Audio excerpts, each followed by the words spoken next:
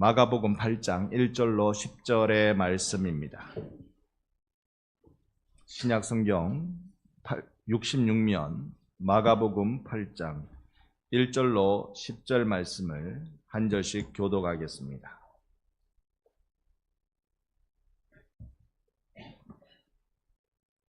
자이신 줄 알아. 제가 먼저 1절 봅니다. 그 무렵에 또 큰 무리가 있어 먹을 것이 없는지라 예수께서 제자들을 불러 이르시되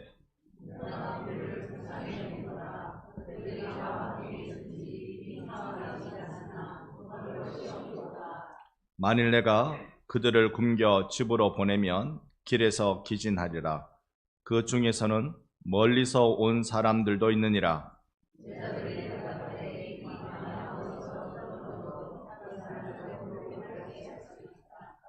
예수께서 물으시되 너희에게 떡 몇 개나 있느냐? 이르되 7이로소이다 하거늘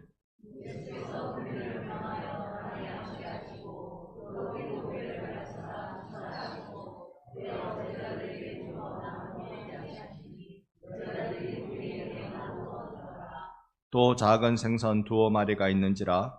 이에 축복하시고 명하사 이것도 나누어 주게 하라 하시니 사람은 약 4,000명이었더라. 예수께서 그들을 흩어 보내시고 곧 제자들과 함께 배에 오르사 달마누다 지방으로 가시니라. 아멘. 할렐루야. 아멘. 우리 앞뒤 좌우로 서로 인사합니다. 사랑합니다. 존경합니다. 여러분 기도해 주시고 섬겨 주셔서 제가 2주 동안 소중한 안식 여행을 다녀오게 되었습니다.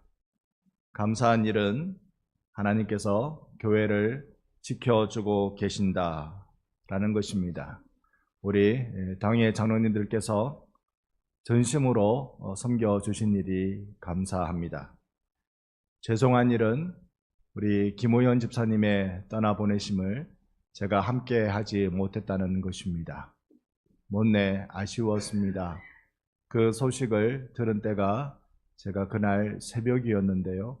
제가 있던 곳에서는 새벽이었는데 아침에 새벽에 그 시간 사실 모든 것을 다 내려놓고 빨리 돌아갈 비행기를 찾았습니다. 어떤 일이 있어도 꼭 가야 되겠다 싶어서 비행기를 일일이 다 찾아보고 검색하고 그래도 도저히 발인 예배 시간 전에 도착할 방법이 없었습니다.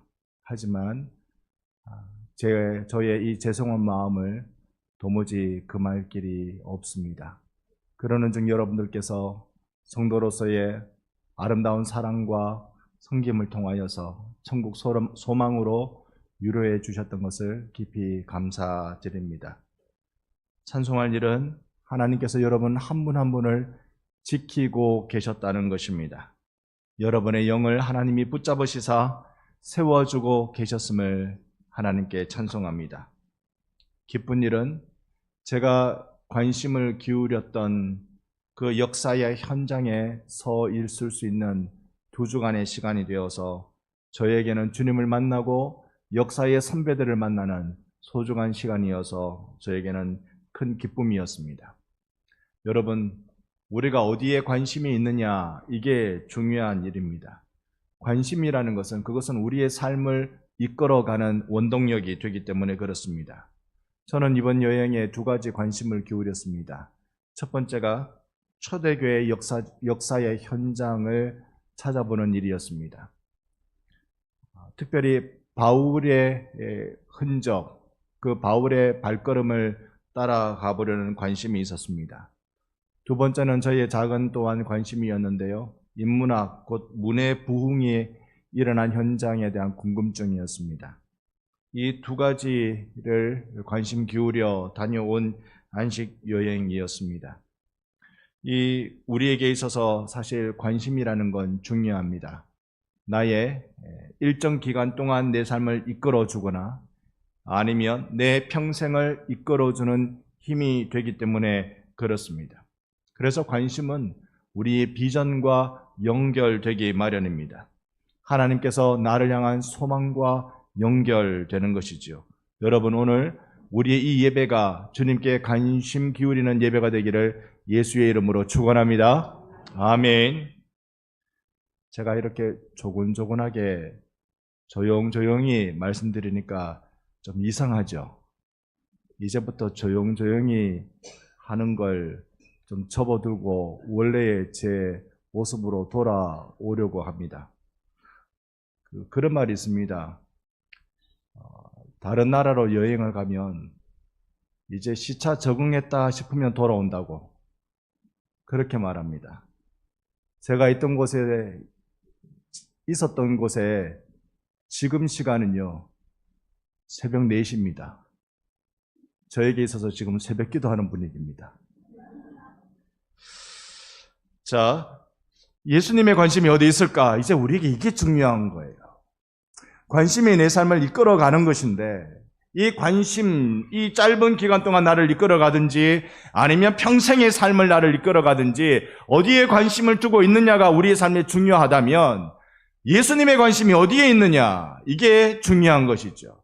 예수님의 관심은 항상 우리에게 있었다는 사실을 우리 기억하십시다. 예수님 당신을 따르는 무리들을 향하여서 예수님은 언제나 관심을 갖고 계셨습니다. 어떻게? 불쌍히 여기심으로, 긍휼히 여기심으로 예수님은 우리를 향하여서 관심 기울여 주셨습니다. 오늘 본문은 우리를 먹이시는 예수님이심을 분명히 우리에게 잘 나타내 주고 있는데요. 광야에서 우리를 먹이고 계십니다. 이 비슷한 기적이 사실 마가복음 6장에서도 있었고요. 오병이어라는 이름으로. 그리고 이곳 8장에서도 칠병이어라는 제목으로 이 광야에서 우리를 먹이시는 모습을 보여주고 있습니다. 여러분, 왜 광야였을까요? 왜 광야에서 우리를 먹이실까요? 곰곰이 생각해 보면 우리가 살아가는 이 세상 전체가 광야 같은 세상입니다. 광야는 아무것도 없고 예수만 보이는 곳입니다. 아무것도 없이 하나님의 손만 보이는 곳이 광야입니다. 여러분, 오늘 이 예배가 예수만 보는 예배가 되기를 축원합니다.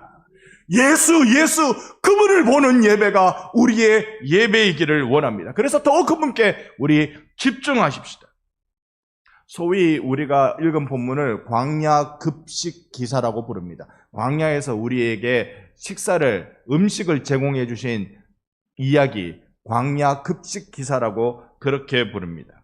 이 광야 급식기, 광야에서 양식 주심의 의미가 첫 번째로는요, 새로운 출애굽을 의미합니다. 여러분, 출애굽 때 이스라엘 백성의 지도자가 누구였습니까? 모세였습니다. 모세보다 뛰어난 예수씨라시는 것을 우리에게 보여주고 있는 말씀인 것입니다. 뛰어난 예수께서 우리에게 새로운 세상을 열어주실 것을 보여주시는 것이 광야에서 양식 주심의 의미입니다. 두 번째 의미가 예수 그분이 하늘에서 내려오는 양식이라는 것입니다. 예수 그분만으로 우리는 먹으며 우리는 살아간다는 것입니다. 세상 살아가는 날 동안 양식이 그렇게 소중할 수가 없어요. 그렇게 중요할 수 없어요. 이 중요한 양식을 예수님이 베풀어 주심을 통하여 사람이 떡으로만 살 것이 아니요 하나님의 입에서 나오는 말씀으로 사는 자인 줄 깨닫게 하시기 위함인 줄로 믿습니다. 우리가 예수만 보는, 우리가 예수를 먹는 은혜의 삶을 살아갈 것을 우리에게 말씀해 주기 위해서입니다. 요한복음 6장 35절에 보면 예수께서 이르시되 나는 생명의 떡이라고 말씀하셨습니다. 다음 주일 우리는 성례주일로 성찬식을 거행할 것입니다. 성찬식의 의미가 예수 그분이 하늘에서 내려온 생명의 떡이다. 우리가 예수님의 몸을 상징하는 떡을 먹으며 예수님의 피를 상징하는 포도주를 마시는 이유는 예수 그분을 먹고 마심이 우리에게 생명이 되기 때문이라는 신앙 고백하기 위해서 하는 것입니다. 오늘 이 예배가 예수를 먹는 거룩한 현장이기를 소망합니다. 여러분에게 있어서 오늘 4월 둘째 주일 이 예배가 하늘의 뜻이 땅에 이루어지는 기적이 일어나는 예배 되기를 축복합니다. 우리는 예수님께 관심을 기울여야 합니다. 그분의 관심이 무엇일까? 예수님이 어디에 관심이 있으셨을까? 이걸 우리는 발견해야 하는 것입니다. 두 번의 광야에서의 급식기사, 떡과 물고기로 기적을 베푸시면서 예수님은 사람들을 먹이셨습니다. 지난 우리가 6장의 말씀을 들을 때도, 그리고 오늘 본문인 8장의 말씀을 볼 때도 얼핏 보면 둘 다 비슷해 보입니다. 물고기, 보리떡. 떡과 물고기로 굶주린 백성을 먹여주시는구나. 심지어 어떤 신학자는요, 이 두 개가 똑같은 사건인데 마가가 다시 한번 반복한 거다, 이렇게 말할 정도로 이 둘을 잘 구분하기가 어렵습니다. 그런데 자세히 보면 달라 보입니다. 여러분, 들것과 사람만 자세히 보아야 이쁜 것이 아니고요, 하나님의 말씀을 자세히 보면 아름다운 영광을 발견합니다. 하나님의 말씀을 유심히 살펴보면 내게 생명으로 다가옴을 느낄 수가 있습니다. 6장과 8장에 나타나는 급식기사의 다름을 표로 한번 볼까요? 이렇습니다. 지역적으로 6장은 갈릴리 호수 동쪽, 곧 이스라엘 나라 땅 안에서 이루어진 사건입니다. 반대로 8장은요, 데가볼리 중심으로 갈릴리 동남쪽에 있는 이방 나라, 유대 나라가 아닌 이방 나라에서 이루어진 사건입니다. 남은 떡도 봅시다. 6장에서 보면 오병이어가 남은 떡은 얼마예요? 12바구니가 남았습니다. 이 12, 남기를 12바구니 남았으니까 12이라고 하지요. 그런데 12가 상징하는 의미는 이스라엘을 상징합니다. 12지파로 이루어진 이스라엘을 상징합니다. 반대로 오늘 우리가 본 본문은 얼마나 남았느냐면 7 광주리가 남습니다. 7이라는 숫자는 우주적 숫자라고 불러요. 온 우주가 완전하다는 걸 알려주는 거니까. 하나님께서 세상을 6일 만에 창조하시고 마지막 하루를 쉬시면서 온 우주의 창조를 완성하신 것을 보여주셨다는 것입니다. 그리고 사용한 그릇을 보면 단박에 알아차립니다. 마가복음 6장에 사용한 그릇은요, 바로 바구니, 8장은 광주리입니다. 우리 생각에 바구니하고 광주리 그러면 조금 크기 차이가 나지만 잘 구분이 되지 않죠. 구분 안 됩니다. 근데 이게 유대인이나 또한 유대인 국경을 떼고 살아가는 헬라인들이 볼 때는 단박에 알아차립니다. 바구니라는 헬라어 원어는요, 유대인들이 나뭇가지로 엮어서 만들어가는 음식 담는 조그마한 그 운반하는 도구입니다. 반대로 헬라인에게 있어서 이 광주리라고 하면요, 이거는 아예 물자를 넣고 실어 나르는 데 사용하는 커다란 그 무엇입니다. 저는 처음에 이 사실을 몰랐을 때 6장의 오병이어는 12이나 남기고 8장의 칠병이어는 7개밖에 못 남기고, 이야, 물고기가 떡이 많기로는 칠병이어가 더 많았는데 예수님이 장사를 잘못하셨네, 이 생각이 얼핏 우습게로 들었습니다. 그런데요, 이 표를 보면 우리가 기억할 수 있는 게 이런 것입니다. 예수의 마음이 움직이고 있다. 예수의 마음이, 예수의 관심이 움직이고 있다. 6장에서 이스라엘 백성을 향한 관심이 8장에서 이방 나라, 열방, 세상을 향하여서 예수의 마음이, 관심이 움직이고 있다는 것을 볼 수 있습니다. 이 6장과 8장 사이에 도대체 무슨 일이 있었길래 이런 일이 일어났을까요? 우리가 한번 기억을 더듬어 보십시다. 6장에 가서 제자들이 아주 곤욕을 치릅니다. 어떤 일이 일어납니까? 그만 손을 씻지 않은 채 음식을 먹어요. 아마 그때도 음식을 손으로 먹었을걸요? 손으로 먹으면 반드시 손을 씻어서 먹어야 됩니다. 이걸 아예 율법 규례로 유대인들은 지키고 있습니다. 그런데 제자들이 손도 안 씻고 먹으니까 주변에 있던 바리새인들이 비난하죠. 저런 몰상식한 사람들이 있나? 저런 하나님의 율법을 버리는 사람들이 있나? 이런 나쁜 사람들이 당신의 제자 맞소? 예수님 뭐라고 말씀하십니까? 입으로 들어가는 게 사람을 더럽게 하는 게 아니다.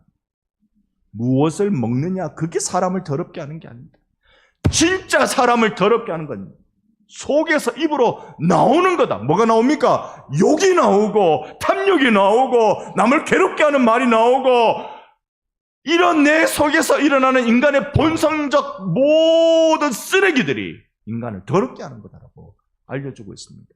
진짜 참된 정결은 그것은 내 속에 찬양이 나오고 감사가 나오고 내 안에 불평이 원망이 가득한 내 삶을 내 안에 신앙으로 이겨내면서 여기에서 주님을 노래함이 주님을 향한 신앙 고백이 나오는 것, 여러분의 정결한 인생이 되기를 축원합니다. 이런 일이 참된 정결이라고 알려주시는 거예요. 모든 유대인들이 생명같이 여겼던 모든 율법의 일들을 하나님이 마무리 지으시고 예수께서 마무리 지으시고 새로운 세상을 열어주고 계시는 것입니다. 그리고요, 2명의 사람을 치료해 주시는데 한 명은 스로보니게 아예 이방나라 지역 이름입니다. 스로보니게의 한 여인이 딸아이가 귀신 들려서 예수님께 찾아왔잖아요. 예수님 뭐라고 말하십니까? 자식에게 줄 떡을 누구에게는 안 준다? 개에게는 안 준다. 지금 찾아온 여인을 보고 뭐라고 말합니까? 너는 개다. 아니요, 전혀 예수님답지 않으신 말씀을 하셨던 것이죠.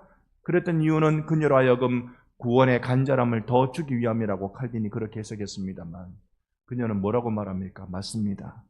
하지만 주인상에 떨어지는 부스러기를 간절히 바라는 게 개이지 않습니까? 여러분, 오늘 유대인들이 개 취급했던 이방인들이 주님을 향하여서 간절히 바라보았던 그 눈망울처럼 딸아이의 귀신 들린 병을 고치겠다고 주님 앞에 나와서 주님만 쳐다보던 그 용롱한 눈망울처럼 오늘 여러분의 눈이 예수만 바라보는 예배가 되기를 소망합니다. 예수만이 내 모든 슬픔과 괴로움과 눈물과 한숨을 해결해 주시는 유일한 분이라고 예수 바라보는 일이 오늘 우리의 예배이기를 원합니다.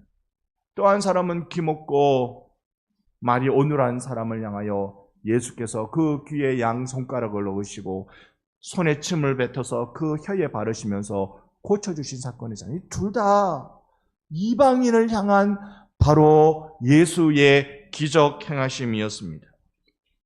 지금 복음 그 자체이신 예수님을 통하여서 움직이고 있습니다. 우리는 여기에 집중하고 싶어요. 예수의 관심이 어떻게 진행되고 있는지 여기에 우리가 마음을 쏟아내고 싶습니다. 언제나 예수님은 하나님의 백성을 사랑하시는 분이십니다. 사랑의 표현을 어떻게 할까요?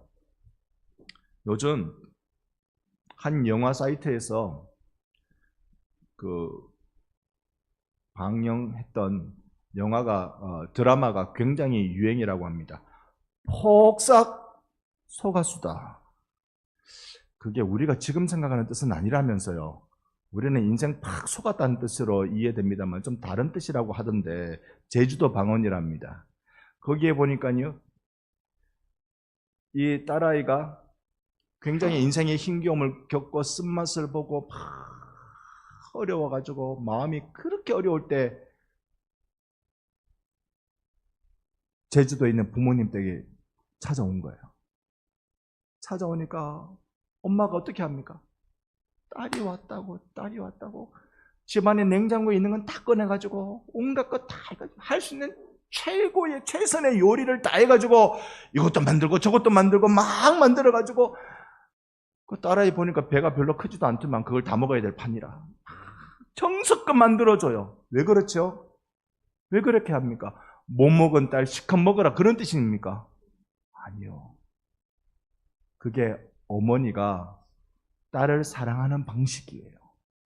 사랑하는 방식. 그래서 사랑을 표현하기 위해서 밥을 먹이는 것입니다. 또 누가 사랑한다고 연락 온 거예요, 지금. 사랑한다고.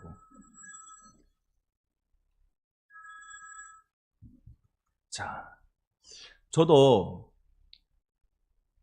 가끔씩 한 번씩 제 어머니 해주시는 된장찌개 먹고 싶어요. 세상 제일 맛있는 된장찌개, 여러분 진짜 세상 제일 맛있는 된장찌개일까요? 그보다 더 맛있는 찌개가 많겠죠. 그런데 왜 저에게는 어머님이 해주시는 된장찌개가 제일 맛있을까요? 그건 사랑이거든요. 사랑이니까 제일 맛있게 느껴집니다. 제가 도무지 살이 빠지지 않는 이유를 여러분 아시겠죠? 제 아내가 저를 엄청나게 사랑하기 때문입니다. 그게 맞는 걸로 칩시다. 네.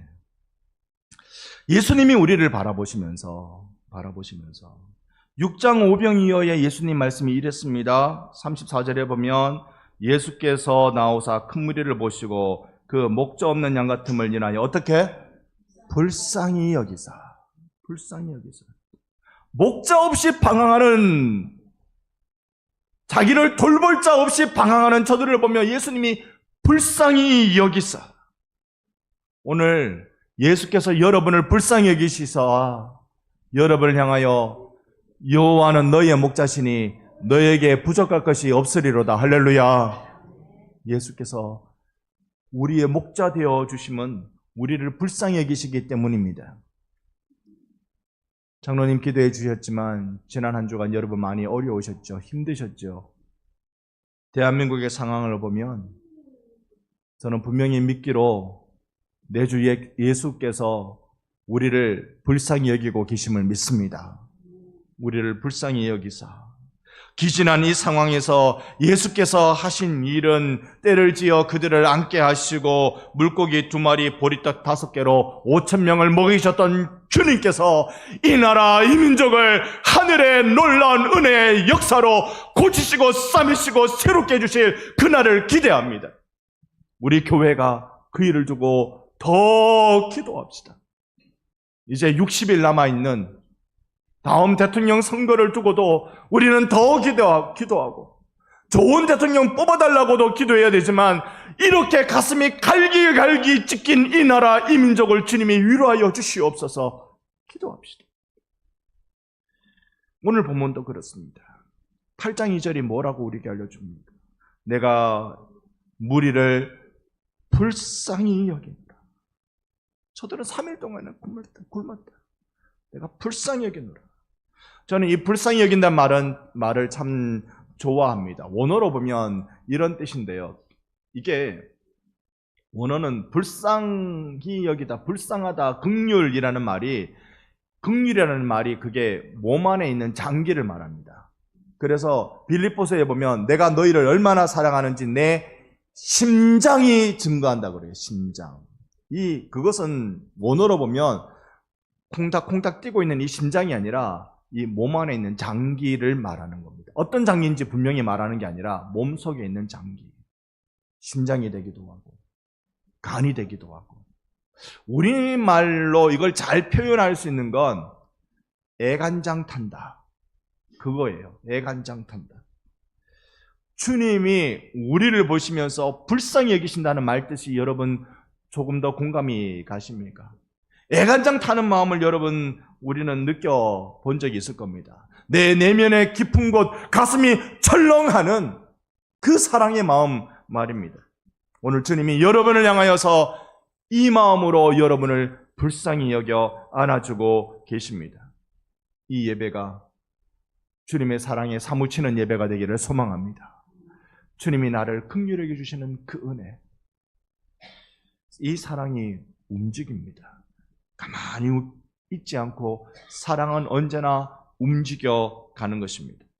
혈통적 이스라엘을 강조하며 율법의 정신을 내어버리고 자기 필요한 대로 유리한 대로 자기 입맛대로 해석해가는 그 이스라엘을, 이방인들을 개취급하는 저들을 주님이 보시고 이제 주님의 만져주심만 바라는 그 두 눈으로 주님을 향하여 영롱하게 바라보는 이방인들, 헬라인들을 향하는 예수님의 마음을 보게 됩니다.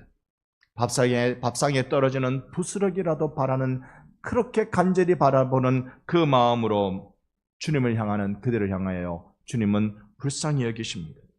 오늘 우리는 복음이 이런 복음이기 때문에 여러분과 제가 살았습니다.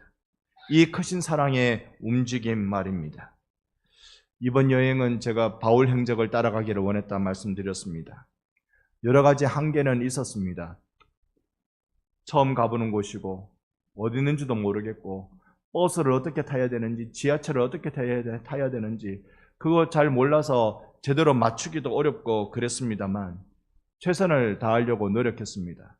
그래서 터키에 있는 아시아의 7교회는 제가 다 가봤습니다.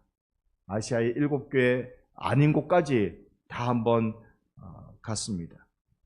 바울은 거기에서 아시아의 7교회뿐만 아니라 이제 빌립보 지역, 마게도니아 지역에 가서 빌립보 교회, 데살로니가, 그 다음에 여러 골로새, 아덴 여러 지역을 갔습니다만 거기는 한 군데도 못 갔고 갈 여유가 되지 못했습니다. 그리고 포로의 몸으로 이탈리아로 압송되어 갈 때 처음으로 입항지였던 보울리라고 알려진 거기도 들리지는 못했습니다만 그가 갔던 최후로 갔던 마지막 그의 사형 언도를 앞두고 재판을 기다리고 있는 지하 감옥에는 가봤습니다. 이 지하 감옥이 어디 있는 거 보니까요, 로마에 가보니까 온갖 사람들이 많이 들리는 유적지, 원형 경기장, 칼싸움하는 원형 경기장뿐만 아니라 여러 유적지들이 대체로 한 군데에 다 몰려 있었습니다. 한 군데에 몰려 있었는데 원형 경기장에도 안 들어가고, 그리고 포럼 로마라고 말하는 포로 로마노 그 유적지에도 안 들어가고, 요 귀퉁이에 한 군데 딱 감옥이 있었어요. 그 감옥에 한번 가봤습니다. 그 감옥에 보면 이름이 마메르티놈이라고 되어 있던데요. 이게 전쟁의 신 마메르티누스에게 이 감옥을 헌정합니다라는 뜻으로 세운 감옥입니다. 오늘 주보의 앞면 하단에 보면 제가 그 감옥의 사진을 실어 두었습니다. 그 감옥에 들어가면 이렇게 생겼습니다. 그 지하 감옥으로 내려가는 좁은 계단을 만들어 뒀는데요. 여기에 뭔가 이 감옥을 소개하는 현판이 붙어 있습니다. 그 소개를 자세히 찍어 보니까요, 요즘은 제가 참 놀라운 시대다 생각했습니다. 이 내용을 이게 다 라틴어거든요. 제가 라틴어를 몰라요. 몰라서 사실 이번 학기 제가 대학교에 가서 라틴어를 배우고 있습니다. 알아야 되겠다 싶고 시험도 쳐야 되겠고. 그런데 이제 기역, 니은, 디귿 배우는 중이라서 이거 잘 모르겠습니다. 이거 챗 GPT라는 인터넷으로 물어가지고 나온 답을 딱 기록해 뒀습니다. 여기에 내용을 보니까요, 이곳은 사도 성 베드로와 바울로, 우리에게는 바울입니다, 묶여있던 기둥이 있는 장소라고 알려줍니다. 그 기둥 사진이 이렇습니다. 따로 빼서 보관하고 있는데요, 이 기둥요, 여기에 쇠사슬로 묶어서 꼼짝하지 못하도록 그렇게 묶어놓는 그런 죄수들을 투옥시키는 현장입니다. 여기가 지하 감옥입니다. 여기 아마 그 기둥이 있었을 거예요. 이 기둥을 빼서 따로 보관하고 있었을 겁니다. 지하 감옥 내려가니까요, 축축하고 눅눅한 것이, 제가 여기에 딴 사람들은 보고 사진 찍고 그냥 가버리던데 저 혼자 제 아내와 함께 요 기퉁이에 탁 서서 한 15분, 20분 정도 가만히 있다가 왔어요. 저 발걸음 움직이기가 사실 어려웠습니다. 15분, 20분 있는 동안에요, 빨리 햇볕 있는 곳에 나갔으면 좋겠다는 마음도 간절했습니다. 몸이 너무 눅눅해지니까. 여기서 약간의 샘물이 솟아오른대요. 지하 감옥이 눅눅하니까 견디기가 어려웠습니다. 이 생각 들었습니다. 바울은 여기서 어떻게 견딜 수가 있었을까? 바울이 이 마지막 생애에 여기 왔다면 그의 나이가 60대 초반 내지 중반이거든요. 바울이 순교한 나이가 60대 중반으로 봅니다. 60대 초중반에 당시로는 굉장히 나이가 많이 든 사람이에요. 당시 남자 수명이 40세 정도가 평균 수명이었으니까 굉장히 나이가 많이 든 노구를 이끌고 여기에서 어떻게 하루를 버티고 이틀을 버티고 3일을 버텼을까? 그가 지금 이 재판을 기다리고 있는데 재판의 결과는 뻔해요. 판사가 사형 내릴 수밖에 없는 그 상황이었습니다. 이미 정치적 상황이 기독교 박해로 몰아가고 있기 때문에 사형 언도가 나올 수밖에 없는 그 상황이었습니다. 아무리 노력해도 안 되는 거였어요. 사형 감옥이라는 온도가 내리기 전까지 여기에 하루를 있었는지 한 달을 있었는지 1년을 있었는지 모르겠지만 하루 밤을 지내면 지낼수록 내가 어떻게 여기서 견디지? 내가 여기서 어떻게 버티지? 세월이 지나면 지나도 감당이 안 되는 일이에요. 그렇다고 꼭 참고 견디면 새로운 시절 빛을 볼 수 있는 그것도 아니고 이 일을 어떻게 견뎌냈을까? 저는 그런 생각 들었습니다. 내가 존경하는 바울 사도가 얼마나 예수의 은혜를 경험했습니까?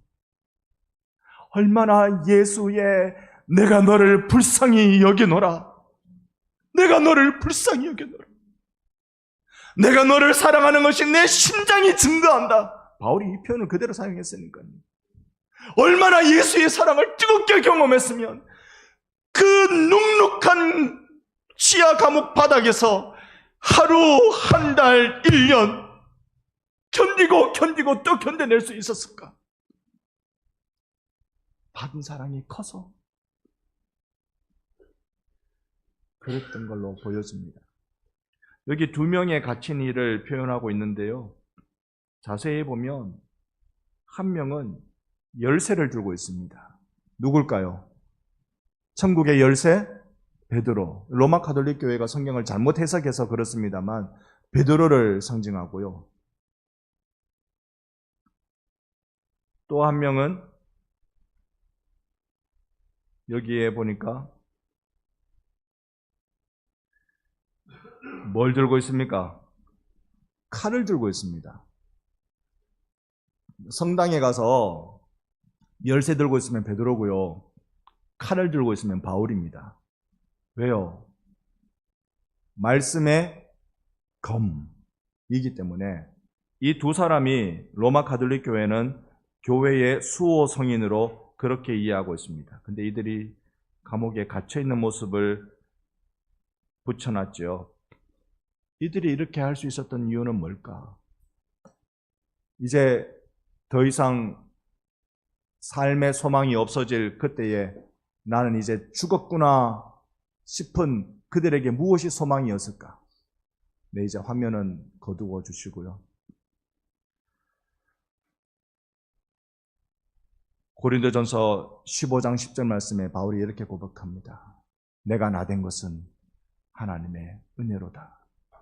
하나님의 은혜로다. 아무리 생각해도 이 감옥에서 골백번 생각해도 내 인생은 하나님의 은혜다. 여러분이 힘겨운 인생 하루하루 살아내는 여러분의 인생이 다시 생각해보면 하나님의 은혜로다. 하나님의 은혜로다. 그래서 제가 존경하는 이 사도 바울은 저 차가운 감옥에서도 여기 이 감옥이 그 감옥인지 검증할 방법은 없습니다만 이 감옥이 주전 7세기부터 세워져서 온갖 흉악범들을 다 사형 언도 내리고 사형 집행한 감옥으로 유명한 무시무시한 그런 감옥입니다. 그때에 이 사도 바울은 나는 이 부름을 따라간다. 내 인생을 불러주신 한없이 은혜로 나를 불러주신 이 부름에 나는 따라간다. 저는 그 감옥 현장에서 사실은 한참을 운다고 꼼짝 못했어요. 바울 선생님, 무엇이 당신으로 하여금 이 감옥 현장에서 이토록 힘겹게 만드는데도 불구하고 견딥니까? 디모데후서 4장 1절에 보면 하나님 앞과 살아있는 자와 죽은 자를 심판하실 그리스도 예수 앞에서 나는 지금 재판을 기다리는데 나를 재판할 수 있는 것은 로마 법정이 아니고 예수만이 나를 재판하신다는 담대함으로 이 재판 법정 앞에 서 있습니다. 디모데후서 4장 7절 8절입니다. 같이 교독하겠습니다. 나는 선한 싸움을 싸우고 나의 달려갈 길을 마치고 믿음을 지켰으니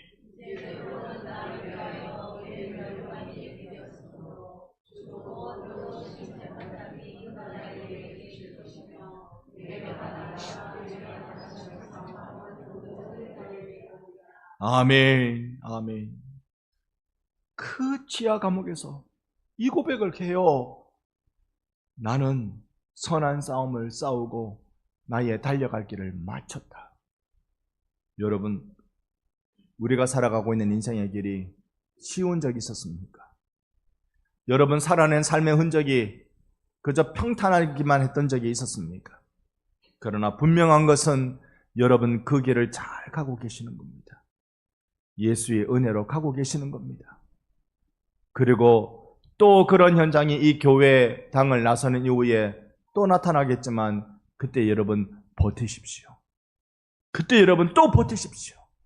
내가 그 길을 버텨내면서 살아낼 이유는 하나님이 나를 거기로 부르셨고 그걸 감당할 수 있도록 하나님이 나를 뜨겁게 사랑해 주셨기 때문입니다.